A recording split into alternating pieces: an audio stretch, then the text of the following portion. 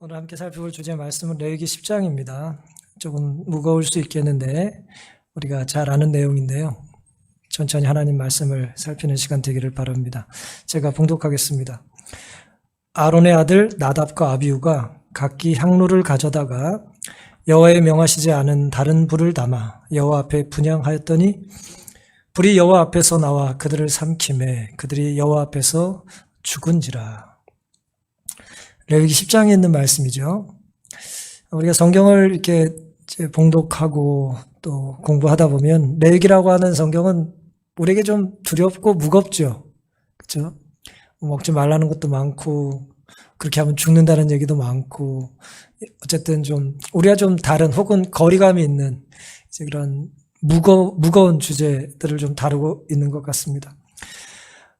지금 10장 1절과 2절의 말씀인데요. 사실 8장과 9장에는 하나님께서 이제 모세를 통해서 출애굽기 25장에 내가 너희들 중에 거할 성소를 지으라 말씀하셨잖아요. 그래서 이제 성막 성소를 짓습니다.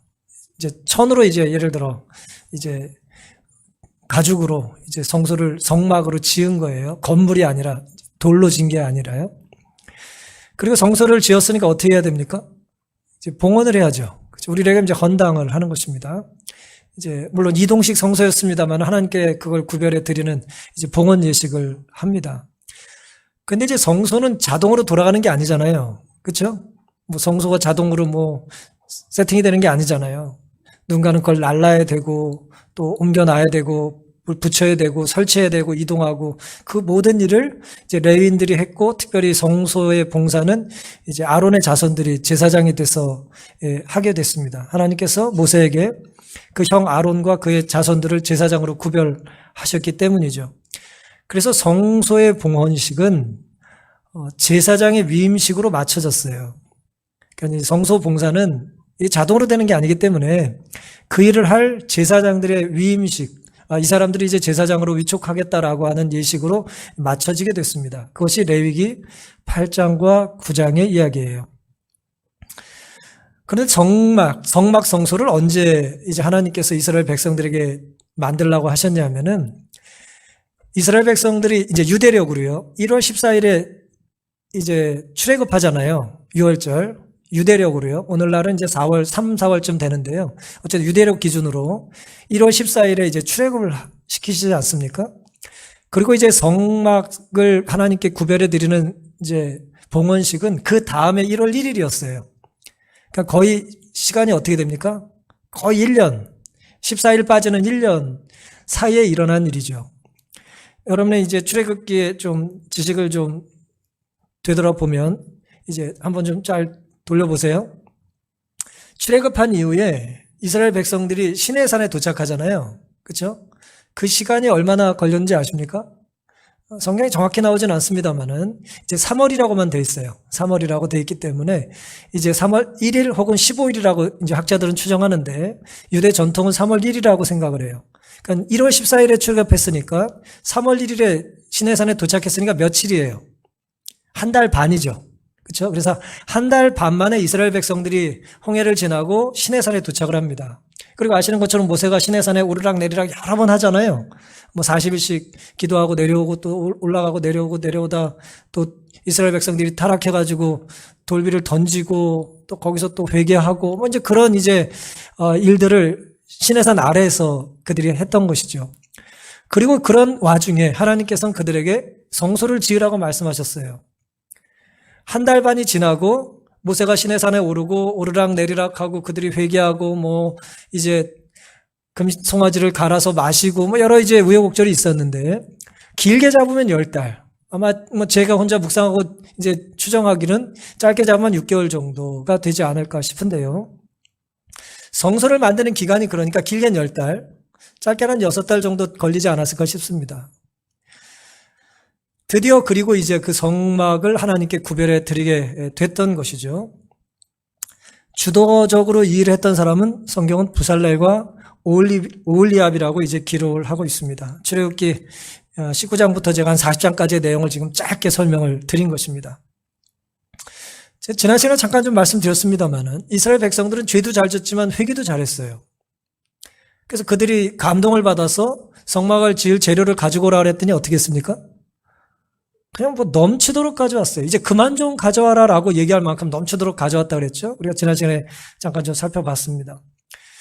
그렇게 해서 하나님께 이제 성소를 구별해 드렸습니다. 성막 성소를 구별해 드렸어요. 놀라운 일이죠?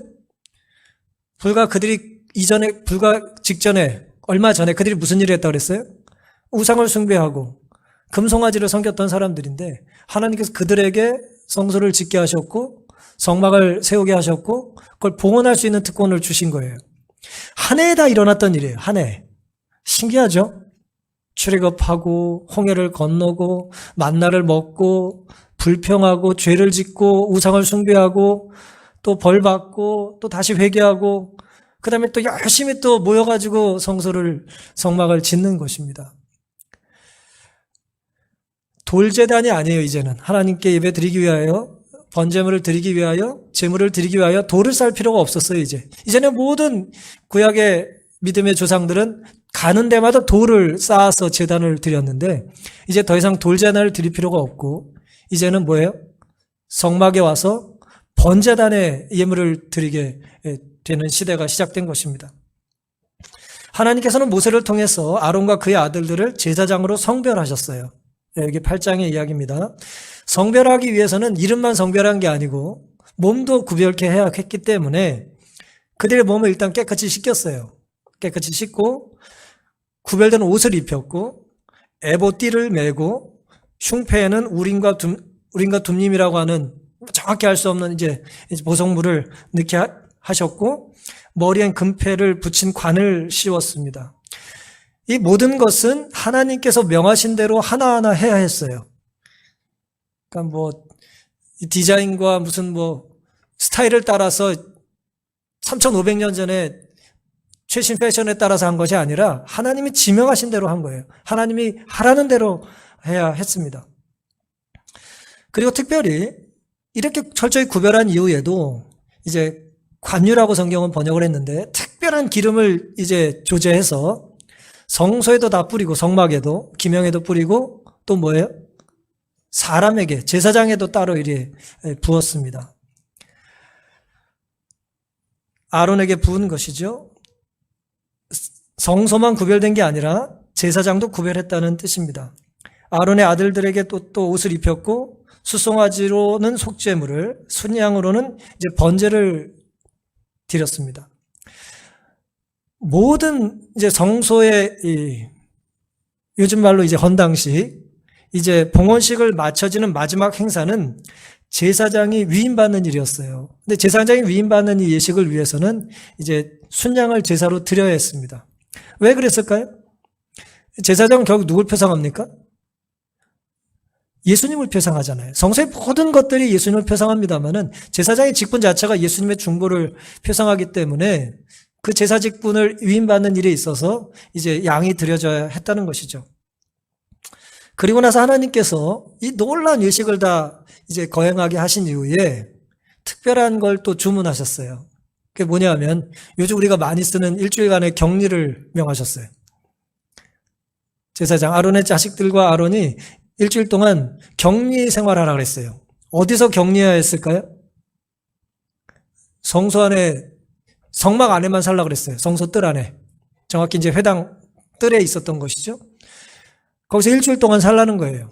여러분 성소의 이 마당의 넓이가 어느 정도 되는지 아십니까? 가로 세로 50규빗이에요.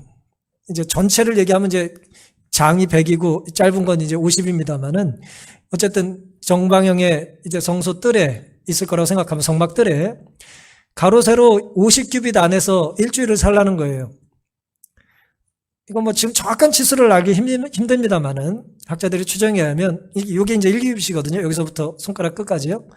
50cm가 좀 넘다고 주장하는 사람도 있고 또 히스기야 같은 사람의 어떤 시대의 기록을 근거로 이제 40cm 좀 넘는다고 주장하는 경우가 있어요. 길게 생각하는 사람이 있고 약간 짧게 생각하는 사람이 있는데 이렇게 계산하든 저렇게 계산하든 제 계산에 의하면 우리 교회 땅 정도를 넘지 않아요. 이제 성소 크기가 그렇다는 거예요. 성막들이. 그 안에서 일주일을 살라는 거예요. 봉헌식이 끝난 이후에 제사장 위임식이 끝난 다음에 그 안에서만 일주일을 살라는 거예요. 어떤 생리적인 현상을 위해서만 이제 나갔다 왔겠죠. 먹는 것도 그 안에서 해결을 해야 했습니다. 레위기 8장 35절입니다. 너희는 7주야를 회막문에 거하여 여호와의 부탁을 지키라. 그리하면 사망을 면하리라. 내가 이같이 명령을 받았느니라. 모세가 이제 그 아론의 식구들에게 알려준 것이죠. 저희 아이가 뭐 이래저래 뭐 미국을 왔다 갔다 하느라고 격리를 많이 했어요. 근데 뭐 아주 힘들더래요. 아주 뭐 공간에 갇혀 있어야 힘들고 뭐 휴대폰으로 컴퓨터로 막 밖의 세상이랑 아무리 소통을 해도 갇혀 있는 게 힘들더라는 거예요. 물론 그것보다는 좀 넓죠. 이제 성막들이 그것보다는 넓습니다만은 어느 공간에 특별하게 일주일을 갇혀 있는 거예요. 떠나지 않는 거예요. 왜 그러라 그랬습니까? 그래야 죽지 않을 거라 그랬어요. 거길 떠나지 말아야 니들이 안 죽을 거라는 거예요. 놀랍게도 그들이 7일 동안 떠나질 않았어요. 안 죽었어요. 그래서 일주일을 잘 살았습니다. 문제는 제8일째 일입니다. 8일째 드디어 이제 아론과 백성을 위해서 속죄제와 이제 번제를, 이제 화목제를 구별해 드렸어요.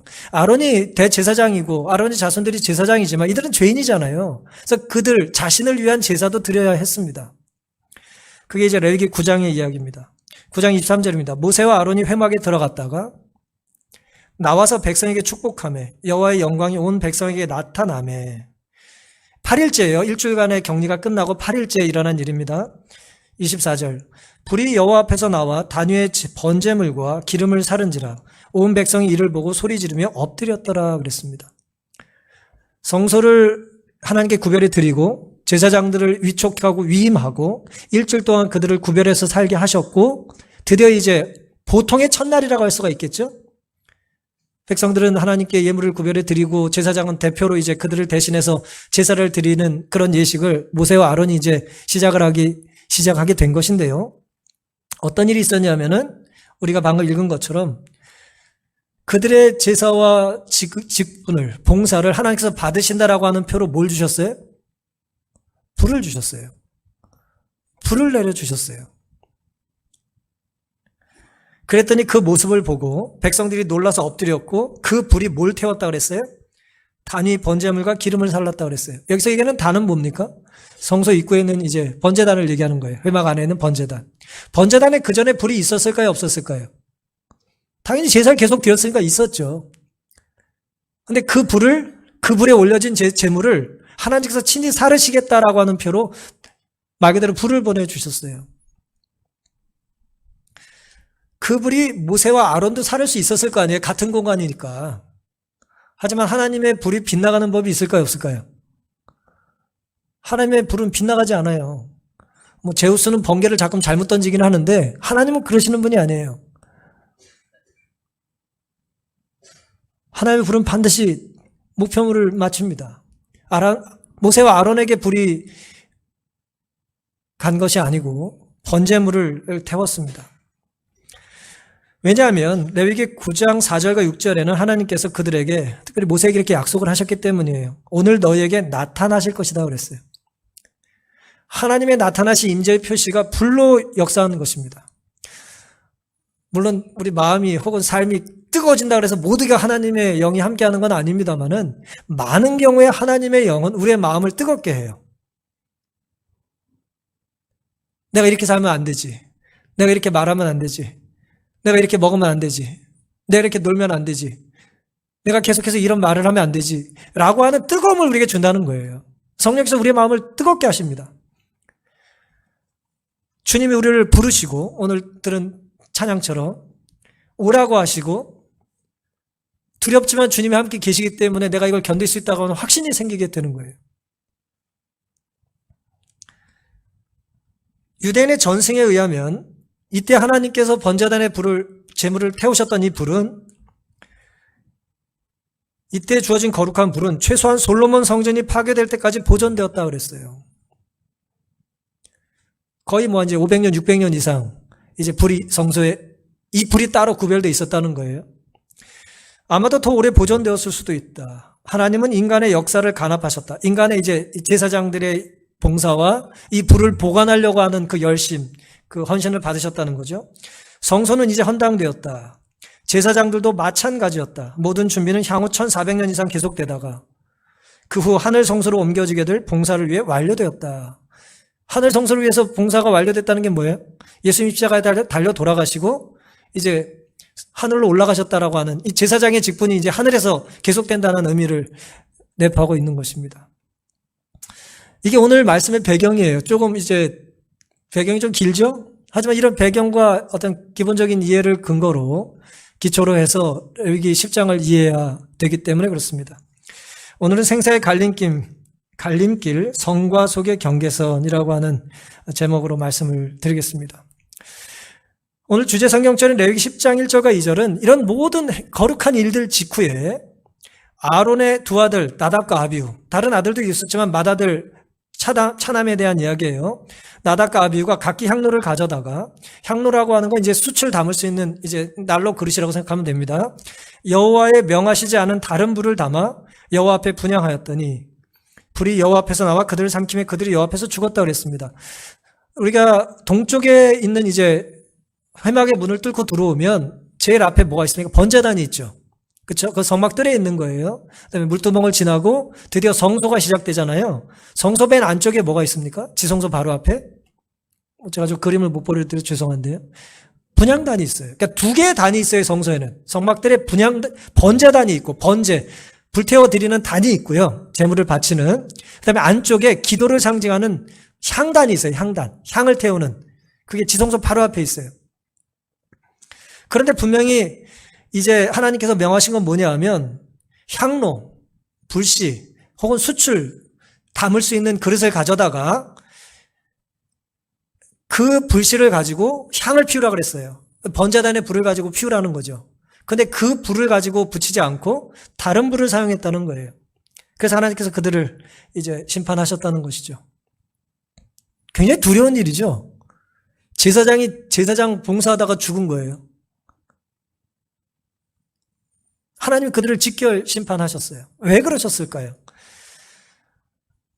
그 이유를 살펴보기 전에 이들의 그 어떤 영적인 혹은 마음 상태를 우리가 좀 추정할 수 있겠습니다.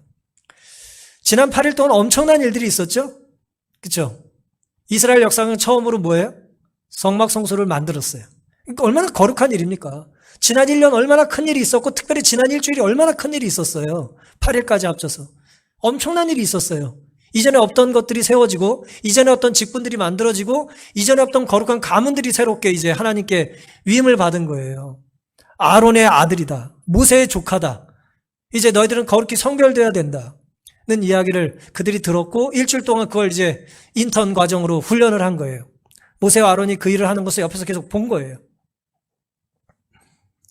성소 봉헌과 제사장직의 위임.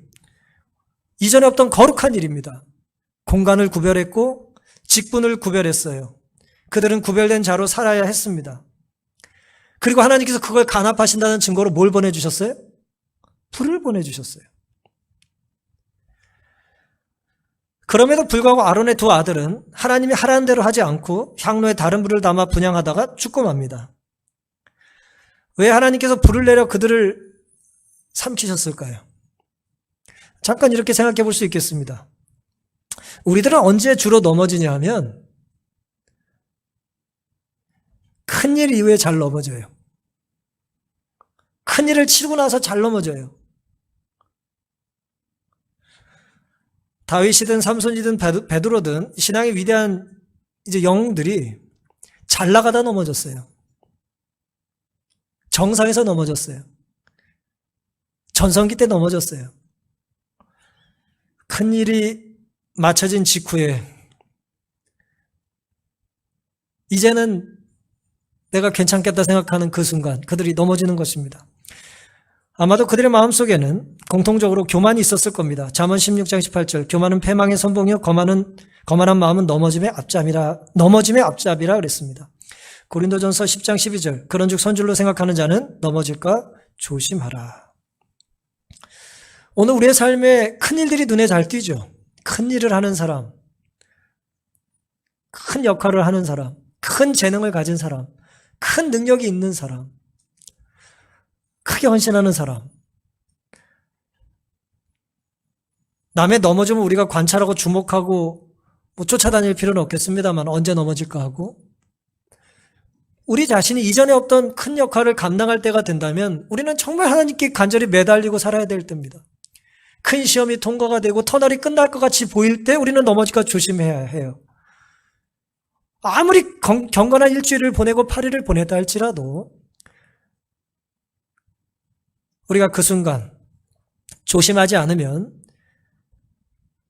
우리는 넘어지게 될 것입니다. 왜냐하면 내가 마치 특별한 존재인 양 교만하기가 쉽기 때문이에요. 지난 일주일간 있었던 그 위대한 일들은 아론의 두 아들이 뛰어나고 잘나서 이런 일이 일어났던 것이 아닙니다. 하나님이 하신 일인데 내가 그 자리를 차지하지 말아야 되는 것이죠. 이것이 아마도 그들이 넘어진 하나의 이유가 아닐까 싶습니다. 우리 역시 큰 일을 직후에 넘어질까 조심할 수 있는 영적인 분별력이 있게 되기를 간절히 바랍니다. 그리고 이제 또 다른 교훈은 하나님께서 명하신 것이라면 다른 것으로 대체하면 됩니까? 안 됩니까? 다른 것으로 대체하면 안 되죠. 레위기 16장 12절에는요. 향로를 취하여 여호와 앞 단 위에서 피운 불을 그것에 채우라 그랬어요. 그러니까 분향단에 있는 그 숯불을 가지고만 이제 채우라는 거예요. 향로에 채우고 그 두 손에 곱게 간 향기로운 향을 채워. 이건 뭐예요? 분향하는 그 단을 이렇게 하라는 거예요. 그리고 장 안에 들어가서 지성소 안까지 들어가서 여호와 앞에서 분향하여 향연으로 증거계의 속죄소를 가리우게 할지니 그리하면 그가 죽음을 면할 것이며. 이 살라는 말을 다른 말로 자꾸 죽음을 면한다는 표현을 썼어요. 우리가 살 수 있는 방법이 뭐예요? 하나님이 하라는 대로 하는 거예요.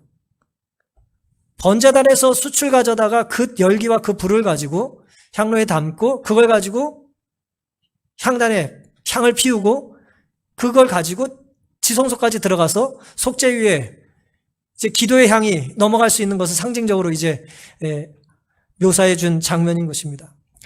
하나님 말씀을 다른 것으로 대체할 수 없다는 걸 우리는 알아야 합니다. 온전하게 순종한 것이 아니면 순종한 게 아니에요. 순종이냐 아니냐지 비슷한 순종, 거의 순종 그런 건 없어요. 번제단의 숯불로만 분향단을 채우라고 하셨으면 그렇게 해야 합니다. 그런데 나답과 아비는 어떻게 했죠? 레위기 10장에 보니까 1절에 다른 불을 담아 여호와 앞에 분향했다 그랬습니다. 드린 것은 맞죠? 하지만 그건 하나님이 드리라고 한 것이 아닙니다. 결과는 같아 보여도 멀리서 보면 과정이 다른 거예요. 출애굽기 30장 10절에는 아론이 1년 1차씩 이 향단 뿔을 위하여 속죄하되, 분향단에 이제 뿔이 있으니까 단에 그걸 위해서도 속죄하되 속죄제의 피로 1년 1차씩 대대로 속죄할지니라. 이 단은 여호와께 지극히 거룩하다고 그랬어요. 이 단은 번제단이 아니라 분향단 얘기하는 거예요. 이게 지극히 거룩하다는 거예요. 성막 기구의 모든 물품 중에 분향단은 중요성에 있어서 법궤 다음이며 신성성에 있어서 속죄소 다음이었던 것 같다. 본교 주석을 기록하는 내용입니다. 본교 주석에서. 매우 중요하다는 얘기예요. 이것은 하나님께서 기도에 얼마나 큰 가치를 두는지를 나타낸다 그랬습니다. 이 향단, 분향단이 나타내는 게 뭐예요? 상징하는 게 향이 지붕이 없으니까 이제 가리긴 했지만 다 막히지 않았기 때문에 분향단의 향이 천장을 뚫고 어디로 가요?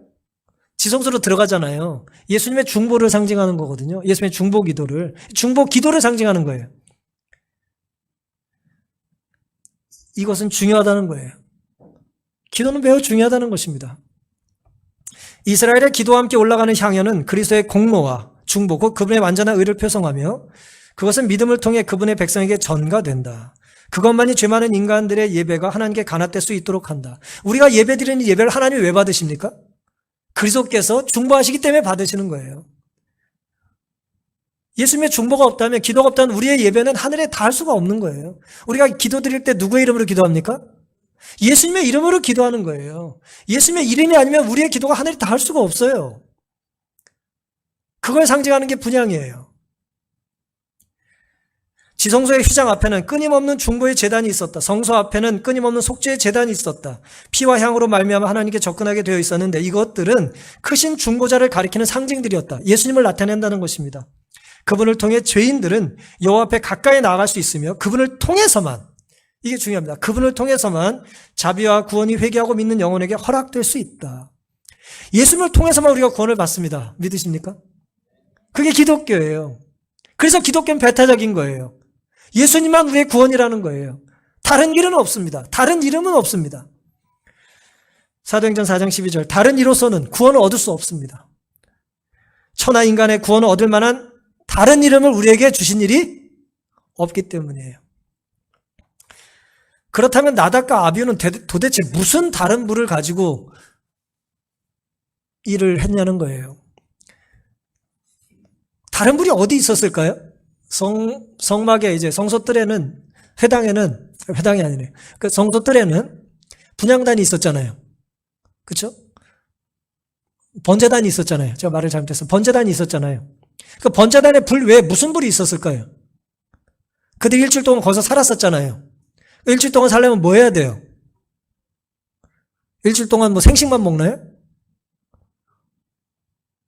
뭐 음식을 데우고 해야 될 거 아니에요. 그렇죠?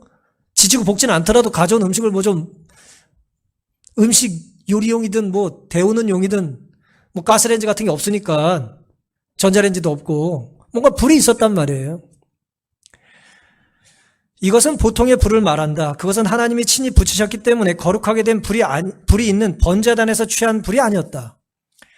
회막의 뜰에 제사장들이 음식을 마련하는 화로가 있었는데 아마 나답과 아비후는 거기서 보통의 불을 가져왔을 것이다. 뭐 본교 주석은 이렇게 추정을 합니다. 뭐 다른 주석가들은 또 다른 얘기를 뭐 하기도 하는데 어쨌든 핵심은 뭐예요? 이 다른 불이 무엇냐는 중요하지 않아요. 중요한 건 이것은 뭐가 아니다? 하나님이 명하신 불이 아니다는 게 중요해요. 그게 핵심이에요. 온갖 다른 불이 있을 수 있죠. 음식 조리용이든 무슨 뭐 밤하늘 불꽃놀이를 하기 위한 것이든 뭐 온갖 종류의 불이 있을 수 있어요. 하지만 핵심은 딱 하나입니다. 이게 번제단에서 가져온 불이냐 아니냐가 핵심이에요. 이 다른 불이라고 하는 이 성경의 번역은 사실은 이제 주루라고 하는 히브리 말인데 이 말은 낯선 불이라는 뜻이에요. strange라고 하는 뜻입니다. 이상한 불로도 번역할 수 있고 모르는 불이라고 번역할 수도 있고 낯선 불이라고 번역할 수 있어요. 이 단어의 용례는 구약시대에 이방인들에게도 사용이 됐던 단어예요. 하나님이 모르시는 불 혹은 하나님이 명하시지 않은 불 그런 뜻이에요. 풀어서 말씀을 드리면. 그런데 나답과 아비후는 불이면 불이지 뭐가 다르냐라고 생각을 한 거예요. 아무거나 갖다 붙이면 되는 거 아니에요? 목광 잡는 게 매라고 아무거나 잡으면 되는 거예요? 하나님 붙이라는 불이 아닌 다른 불을 가지고 와서 그날 이제 향단에 불을 붙인 거죠. 하나님이 명하신 불이 아니라면 그것은 제사가 될 수가 없습니다. 예배가 될 수가 없는 거죠. 여기서 핵심은 내 정성이 아닙니다. 나답과 아비후는 정성스럽게 일을 한 건 아닙니다만은 내 정성이 하나님의 명령을 대신할 수 있어요, 없어요? 있을까요, 없을까요? 없어요. 정말 정성스럽게 제사를 드렸기 때문에 하나님이 받으시는 게 아니에요. 오해하지 말고 들으세요. 내 정성이 하나님 말씀을 뛰어넘을 수 없습니다. 가인은 정성이 부족해서 하나님께 허락을 못 받은 게 아니에요. 사울도 정성이 부족해서 뭐 그런 게 아니에요. 순종이 제사보다 언제나 낫습니다. 좀 모자라 보이는 것 같아도 그냥 순종이 정성스러운 제사보다 100번 나은 거예요. 그게 성경의 가르침입니다. 순종하면 하나님이 드러나지만 순종하지 않고 정성을 다하면 누가 드러나요? 내가 드러납니다. 그게 우리에게 위험하기 때문에 하나님은 그렇게 하지 말라 하시는 거예요. 그럼 이제 오늘 설교의 마무리입니다. 왜 그럼 이 두 형제는 이 정신 나간 일을 했을까요? 왜 다른 불을 드렸을까요? 왜? 뭘 드렸냐? 언제 드렸냐? 어떤 배경에서 드렸냐를 이제 살펴봤어요. 왜 드렸습니까, 그러면? 이게 언제나 우리에게 있어서 문제잖아요. 도대체 그 두 형제는 나답과 아비후, 아론의 아들이고 모세의 조카고, 모세가 시내산에 오르락 내리락 할 때 70장로와 함께 하나님의 영광을 직접 봤던 일주일 동안 아버지와 삼촌이, 작은 아버지가 지성소를 왔다 갔다 하면서 그 거룩한 직무를 어떻게 행사하는지를, 그 예식을 집전하는지를 봤는데 그것만큼 더 좋은 교육이 있어요? 정말 실물 교인으로 제자 도제 교육을 받았는데 왜 이런 엉뚱한 행동을 했을까요? 그 다음 문장은 레위기 10장의 그 다음 이 사건에 이들이 결국 죽고 장례식을 치릅니다. 모세는, 아론은 말도 안 했다 그랬어요. 자식들이 둘이 불타 죽었는데도 말 한마디 못할 만큼 하나님께서 그 상황을 거룩하게 만드셨는데, 그들의 장례가 끝난 직후에 하나님께서 모세에게 주신 말씀이 뭐냐면 8절입니다. 여호와께서 아론에게 일러 가라사대 너와 내 자손들이 회막에 들어갈 때에는 포도주나 독주를 마시지 말아서 너희 사망을 면하라. 이는 너희 대대로 영원한 규례라 그랬습니다. 이 말씀의 뜻은 뭡니까? 나답과 아비후의 죄가 술 취한 것이었다는 것을 얘기해 주는 거예요. 술 취한 채 다른 불을 가져다가 제사를 드렸다는 거죠. 나답과 아비가 그들이 범죄하기 전에 술에 취해 있지 않았더라면 이 치명적 죄를 결코 범하지 않았을 것이다. 그들의 정신이 혼란하게 되고 그들의 도덕적 식별력이 둔하여져서 그들은 신성한 것과 속된 것의 차이를 통찰할 수 없었다 그랬어요. 이게 술의 문제입니다. 레위기 10장 10절 그리하여 너희가 거룩하고 속된 것을 분별하여 부정하고 정한 것을 분별할 것이다 그랬어요. 술을 먹지 말아라. 술 먹고 제사에 참여하지 말아라. 술 먹고 제사장 직분을 감당할 수 없다라고 말씀하신 게 뭐예요? 거룩하고 속된 것을 뭐를 못해요? 분별을 못한다는 거예요. 부정하고 정한 것을 분별을 못한다는 거예요. 여러분, 이제 거룩이라는 뜻을 제가 여러 번 말씀드렸어요. 거룩은 뭐라 그랬어요? 구별된 게 거룩이에요. 그렇죠? 하나님께 구별된 게 거룩입니다. 이 카도시다는 히브리 말의 뜻은 set apart한 거, 이렇게 떼어내는 거예요. 하나님께 드리기 위해서, 혹은 하나님께서 구별하셨다는 거예요. 떼어놓은 거예요. 그게 거룩인데요. 그렇지 않으면 다 거룩한 게 아니에요. 저녁 예배 때 제가 한번 말씀드렸는데요. 따라서 거룩함의 반대는 속된 게 아니에요. 성서적인 개념의 거룩은. 거룩함의 반대는. 거룩함의 반대는 뭐예요? 보통인이 거룩한 게 반대인 거예요. 평상이 곧 거룩함의 반대인 거예요. 일반적인 게 거룩함의 반대인 거예요. 그러니까 거룩하지 않은 건 다 거룩하지 않은 거예요. 말 그대로. 거룩하지 않은 건. 그 모양이 아무리 뭐 정성스럽고 아무리 남들이 보통은 다 하고 살아도 그건 아닌 거예요. 구분을 못한다는 거예요. 술을 먹어서. 사람이 볼 수 있는 한도에서 차별이 없었다. 그것은 붙은 불이었다. 그건 불은 불이에요. 그냥. 불은 불이었다. 그렇지 않은가? 그러나 하나님은 그들의 마음을 감찰하셨으며 사람이 볼 수 없는 무언가를 보셨다. 거기에는 구별이 있었다. 하나님이 구별하신 것이 있어야 되는데 그들에겐 구별이 없었다는 거예요. 하나님이 말씀하신 데는 구별이 있었다는 거예요. 마찬가지로 사람의 이론으로는 주일의 첫째 날이 일곱째 날과 똑같이 좋다. 안식일이나 일요일이나 뭔 상관이 있어요, 이 사람들에게. 거룩한 영성신학자들 책을 이렇게 읽어보다 보면요. 특별히 유진 피터슨이라는 사람이 했던 말인데, 자기는 개인적으로 안식일을 일요일이 아니라 그 사람이 일요일 교인이니까요. 월요일을 지킨다는 거예요. 뭐 그분 돌아가셨습니다만. 안식일은 내가 구별해서 내가 지키는 게 아니에요. 내 개인적인 안식일은 뭐라고? 그건 휴일이지. 그게 무슨 안식일입니까?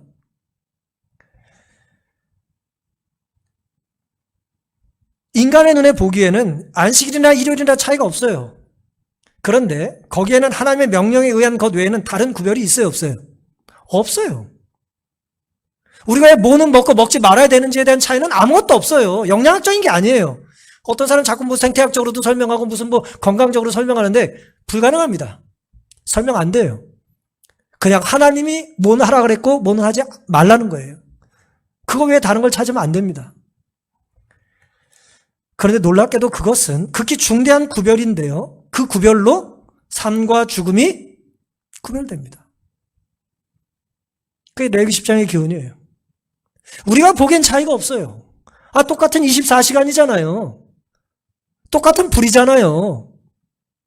똑같은 옷이잖아요. 근데 하나님이 구별해 놓으신 시간과 하나님이 떼어놓으신 공간은 구별해야 된다는 거예요. 음주는 두렵습니다. 여기 계신 분들 중에 음주를 누가 하시겠습니까마는, 음주의 문제는 뭡니까? 인간의 신체와 도덕성과 영성을 마비시키는 거예요.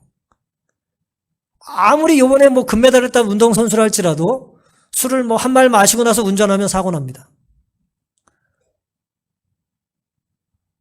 제가 설교 준비하면서 음주가 일으킨 사고를 제가 통계청 들어서 좀 자료를 좀 찾아봤는데요.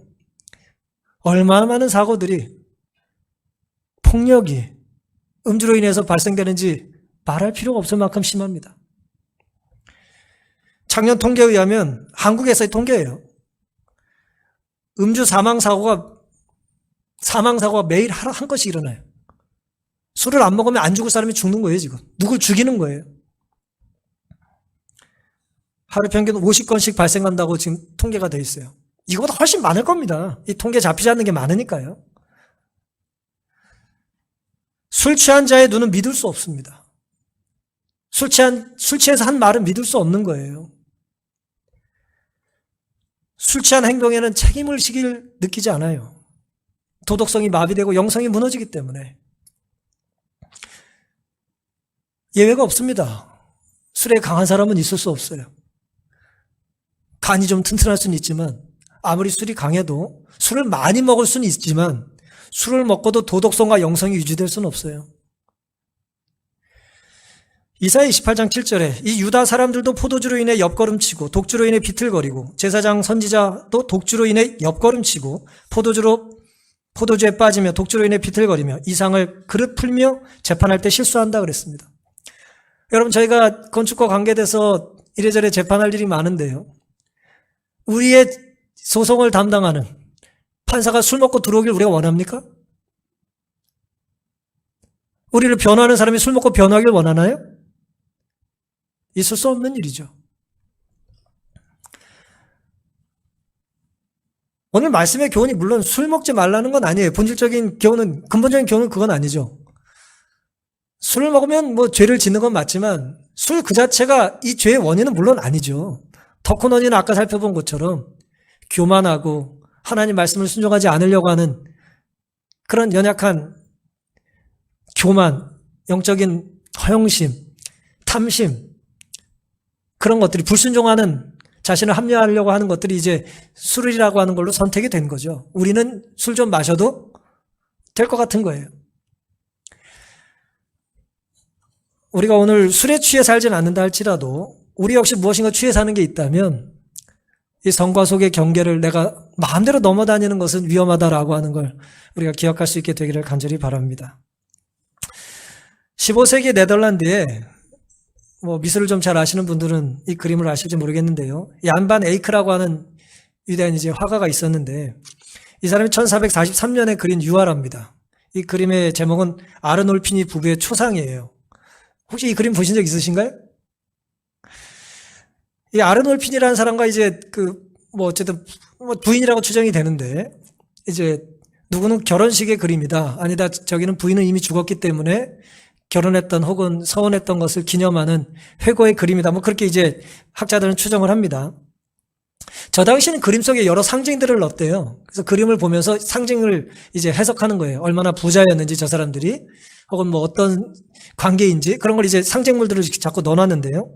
여러 가지를 다 말씀드릴 수는 없고, 크게 두 가지 상징을 제가 좀 말씀드리겠습니다.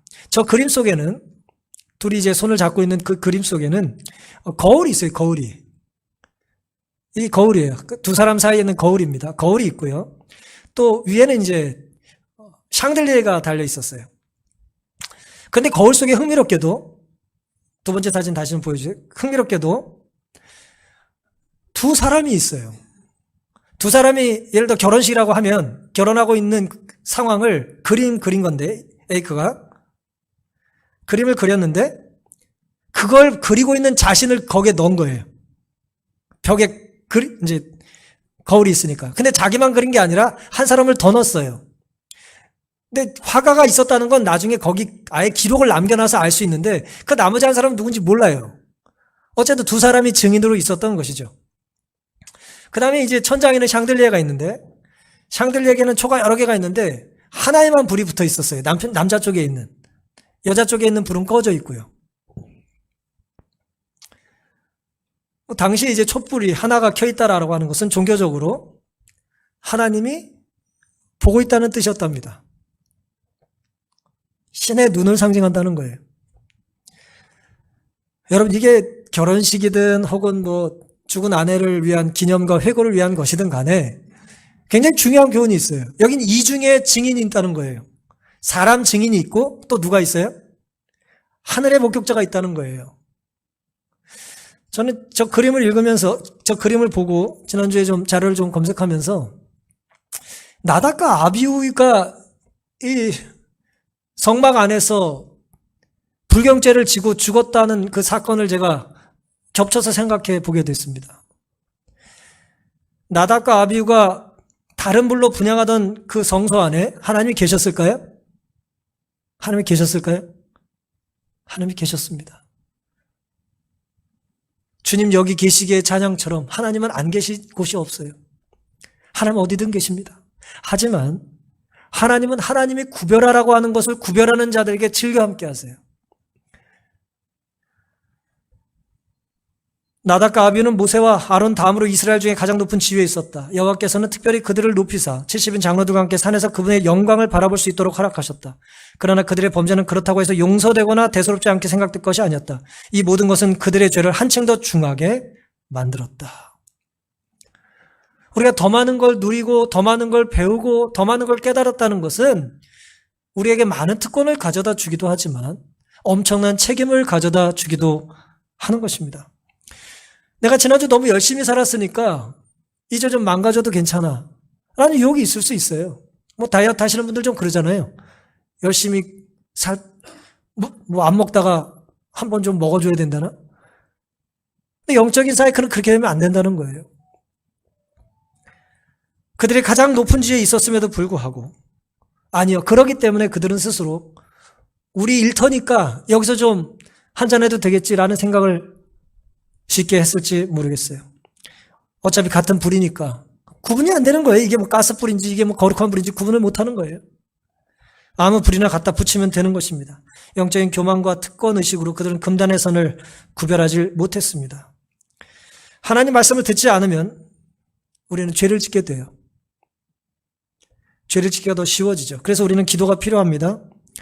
잘 아시는 것처럼 쉐마라고 하는 신명기 6장 4절의 말씀은 이렇게 시작하죠. 이스라엘아 들으라. 히브리 말은 들으라는 말이 먼저 나와요. 우리 하나님 여호와는 오직 하나인 여호와시니. 이스라엘 백성들은 아침과 저녁 잠들기 전 대속절의 마지막 임종 때 이 기도로 이제 자신의 삶을 정리합니다. 쉐마는 우리가 하나님께 무언가를 청하는 우리의 부탁이 아니다. 쉐마는 하나님의 부탁이며 하나님의 기도다. 그것은 시간을 내고 매화레치는 하나님의 부르짖음이다. 들으라 나의 사랑 너의 마음과 영혼과 너의 힘을 다하여 들을지어다. 들으라 이스라엘이라는 말씀은 하나님이 우리에게 하시는 말씀이라는 거예요. 내 말을 듣고 죽으라고요 살라고요? 내 말을 듣고 살라는 것입니다. 내 말을 듣고 살라는 거예요. 성소에 오고 시간을 구별하고 물질을 구별함으로 너의 삶을 구별함으로 살라는 거예요. 죽으라는 게 아닙니다. 안식일은 우리를 괴롭히기 위해 하나님께서 주신 게 아니에요. 우리를 살게 해주시기 위해서 우리에게 주신 특별한 선물입니다. 그것을 취하여 살라는 거예요. 번제단의 불을 취하여 살라는 거예요. 다른 불을 취하면 죽으니까. 근데 우리는 어리석게도 그게 불편하고 귀찮다는 거예요. 영적인 분별력이 다 사라진 것입니다. 누구든지 하나님의 성전을 더럽히면 하나님이 그 사람을 멸하시리라. 하나님의 성전은 거룩하니 너희도 그러하니라. 우리는 이 말씀을 우리 몸 성전에 적용하길 좋아하죠? 먹는 거 구별해 먹어야 된다. 이렇게 적용하긴 좋아합니다. 하지만 오늘 나답과 아비후의 말씀에 비교해 보면 어때요? 하나님의 성전을 더럽히면 하나님이 그 사람을 멸하시리라. 하나님의 성전은 거룩하니 너희도 그러하니라. 사랑하는 성도 여러분, 아론을 피니 부부가 결혼식을 했던 그 순간, 혹은 그들이 서원했던 그 순간을 기억하고 증인이 있었다 그랬잖아요. 우리 각자의, 우리가 살아온 날들 속의 서원에 하나님이 증인으로 함께 하셨을까요? 그리고 하나님, 우리가 그 증언과 서원을 지킬 수 있는 삶을 살도록 우리를 격려해 주기를 원하십니다. 우리가 말씀에 충실하게 사는 한, 우리가 즉시 돌이키는 한, 우리가 회개하는 한, 하나님께서는 우리를 죽게 놔두지 않으시고 살려주신다는 것입니다. 여러분의 생사의 갈림길은 어디고 성과 속의 경계선은 어디입니까? 우리가 더 이상 혹은 전혀 우리가 술을 가까이 하지 않는다 할지라도 우리 각자를 무너뜨리는, 성과 속의 경계를 무너뜨리는, 나를 합류하는 것들이 누구에게나 있습니다. 우리가 그것을 하나님 앞에 좀 더 예민하게 내려놓고 문화 속에서 그걸 이해하기보다는 하나님의 시선으로 우리가 그걸 대할 수 있게 되기를 간절히 바랍니다. 이 교회가 하나님께 구별되는 것처럼 우리의 삶이 하나님께 구별되고 하나님께서 우리를 구별하여 살리기를 원하시는 것처럼 우리의 삶 속에 하나님이 말씀으로 살아계실 수 있는 그런 선택과 다짐이 우리에게 있게 되기를 바라면서 오늘 말씀을 마치겠습니다.